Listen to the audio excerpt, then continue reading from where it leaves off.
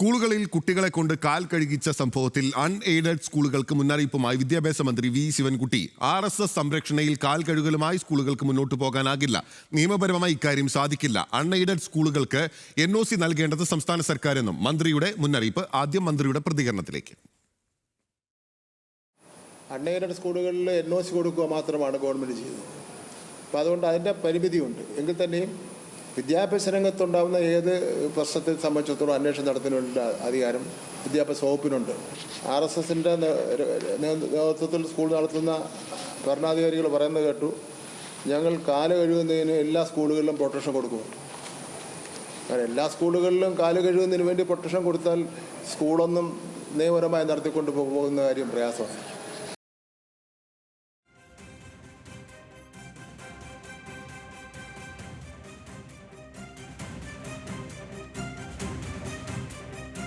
Okay, വിവരങ്ങളുമായി നിഖിൽ അളവൂർ നമുക്കൊപ്പം ചേരുകയാണ്.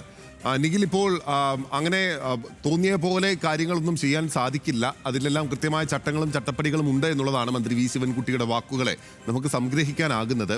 എന്തൊക്കെയാണ് മന്ത്രി കൂടുതലായി പറഞ്ഞത്?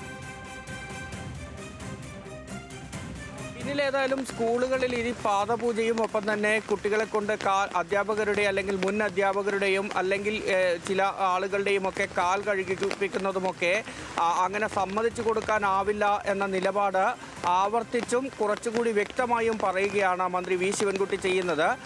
ഇത്തരത്തിൽ ചില അൺഎയ്ഡഡ് സ്കൂളുകളിലാണ് ഇത്തരം പ്രവർത്തികൾ ഇപ്പോൾ നടന്നിട്ടുള്ളത്. അവിടെ RSS ഈ പാദപൂജ ഉൾപ്പെടെയുള്ള കാര്യങ്ങൾക്ക് സംരക്ഷണം നൽകുമെന്ന് പറയുന്നു.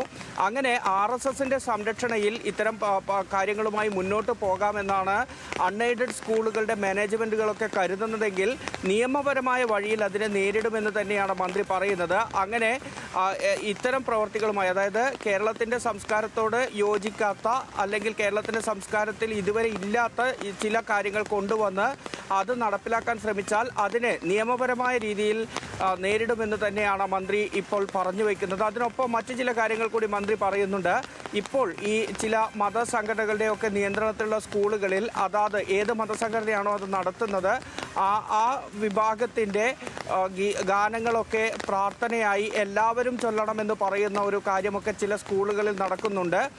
അത്തരം കാര്യങ്ങളിലൊക്കെ ഒരു മാറ്റം വരുത്തുന്നതിനെ കുറിച്ച് കൂടി സർക്കാർ ആലോചിക്കുന്നു. എല്ലാവർക്കും സ്വീകാര്യമായ പ്രാർത്ഥനാ ഗീതങ്ങൾ ഉൾപ്പെടെ സ്കൂളുകളിൽ നടപ്പിലാക്കുന്നതിനെക്കുറിച്ച് അതിനെക്കുറിച്ചുള്ള ചർച്ചകളും അതിനെക്കുറിച്ചുള്ള കാര്യങ്ങളുമൊക്കെ നടക്കുമെന്നുകൂടി മന്ത്രി ഇന്ന് പറയുകയുണ്ടായി. ഏതായാലും ഈ പാദപൂജ ഉൾപ്പെടെയുള്ള കാര്യങ്ങൾ അങ്ങനെ നടത്തിക്കൊണ്ടുപോകാൻ അനുവദിക്കില്ല എന്ന കൃത്യമായ ഒരു മുന്നറിയിപ്പ് മന്ത്രി നൽകുന്നുണ്ട്. കാരണം ഈ അൺഎയ്ഡഡ് സ്കൂളുകളെ സംബന്ധിച്ചിടത്തോളം അവർ ഇക്കാര്യത്തിൽ ഉയർത്തുന്ന ഒരു ന്യായവാദം, തങ്ങളാണല്ലോ അധ്യാപകർക്ക് ശമ്പളം നൽകുന്നത്, തങ്ങളാണല്ലോ സ്കൂൾ നടത്തിപ്പിൻ്റെ ചിലവ് വഹിക്കുന്നത്, അപ്പോൾ ഞങ്ങളുടെ സ്കൂളിൽ ഇത്തരത്തിലുള്ള കാര്യങ്ങൾ നടത്തിയാൽ സർക്കാരിന് എന്ത് ചെയ്യാനാവുമെന്നൊരു രീതി ചില സ്കൂളുകൾക്കെങ്കിലും അല്ലെങ്കിൽ ചില സ്കൂളുകളുടെ മാനേജ്മെൻറ്റുകൾക്കെങ്കിലും ഉണ്ട്.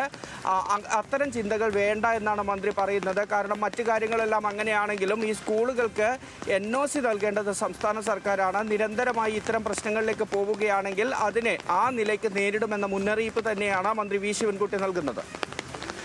ഓക്കെ, നിഖിൽ അളവൂരാണ് വിവരങ്ങളുമായി നമുക്കൊപ്പം ചേർന്നത്. അങ്ങനെ മാനേജ്മെന്റ് സ്കൂളുകളാണെങ്കിൽ പോലും തോന്നിയ പോലെ കാര്യങ്ങൾ ചെയ്യാനാകില്ല എന്ന് വ്യക്തമാക്കുകയാണ് മന്ത്രി വി ശിവൻകുട്ടി. വെള്ളരിക്ക പട്ടണമല്ല ഇതെന്ന് മാനേജ്മെന്റുകളെ ഓർമ്മിപ്പിക്കുകയാണ്.